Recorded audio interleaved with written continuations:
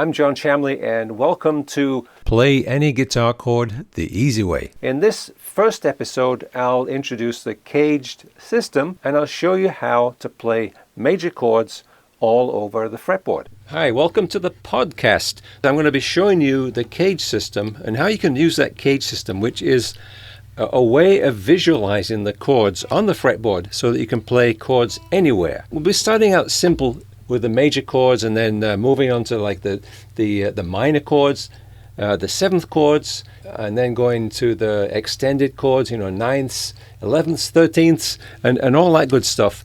But we're using just 5 chord shapes to get started. In this first video, I'm going to be showing you just what the cage system is. Now, caged stands for the name of the chords, C-A-G-E-D, and how it works is, if I play a C chord, which sounds like it's out of tune. All right, so you have to excuse the intonation of this guitar. Now, this you take the C chord like that, and then we're going to move it up the fretboard. So if we're moving that C chord, what we do is we take the shapes for the A, G, E, D. So the next one will be the A shape, which you can play it like that. And then the next chord after that would be the G. So the G, what you do is you take these three notes like that, and then you'd have that one on the top, and usually you play, which you might find a little bit of a handful if you're not used to doing this. Now, typically, you don't use all of those notes that you play. Like you wouldn't want to do that.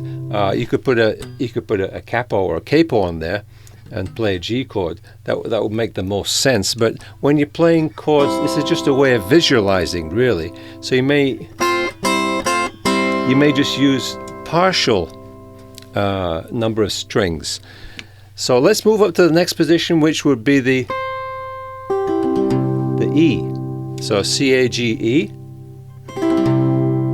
All right, so we've got the bar chord there, and then this E shape, and then the next one following that would be the D. So what you do is you take the 4th string, and then you plant the D shape on top. So this is how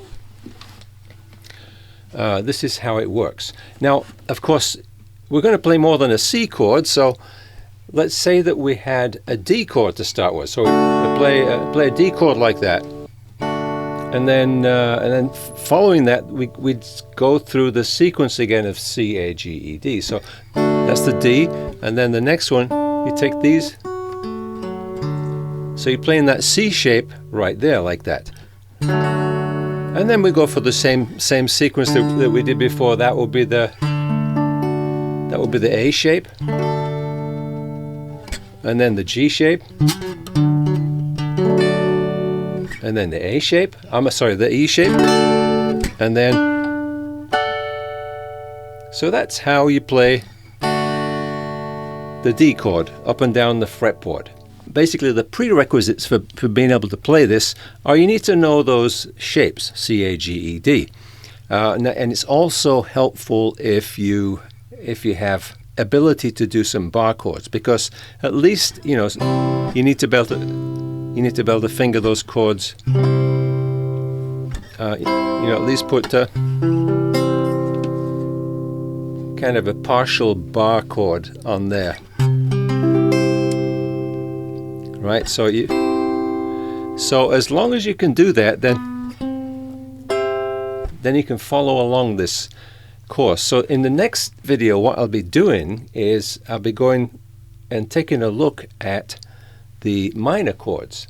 So what's important to realize when you're playing these chords is you need to be aware of which the root note is, and which is the 3rd, and which is the 5th, and because we'll be building on top of those. So basically, if you play a C chord like that, you got 1, 2, 3, 4, 5. So those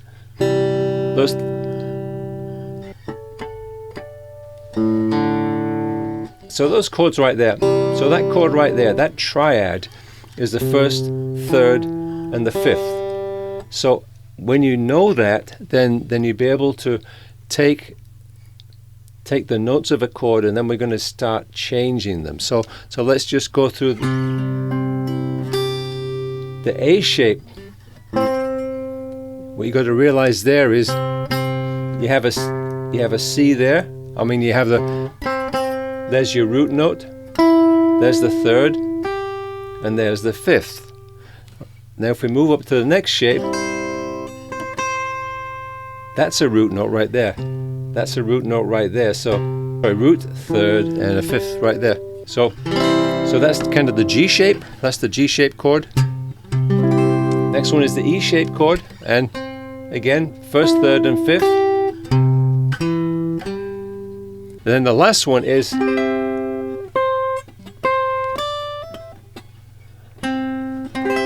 so we know that is a root note. So we got the 1, 5, and then we got another 1 or another root, another third right there. So knowing those as we go through the caged chords is going to help us to be able to alter them so that we can play minor chords, and then we can add sevenths to those chords. So I just want to point out that anybody who's taken any of my courses on Udemy or Skillshare, I've already explained in some of the material on those courses about the cage system, but I haven't gone into too much depth. So this should be very interesting for anybody who's taken any of my courses over there. If you'd like to be able to get to know how to play any chord on the guitar, then this is a great way to visualize those chords. Anyway, that's this first episode. In the next episode, we're going to be taking a look at playing minor chords. Well, I hope that went well for you and you got a grasp of the cage system. In the next episode, we'll take a look at those caged major chords and turn them into minor chords, which is an essential step in mastering the fretboard. Ko-Fi members get access to fretboard charts for each episode, so if you join at the gold level down below, you'll also get extra videos, exercises, and some direct messaging access to me.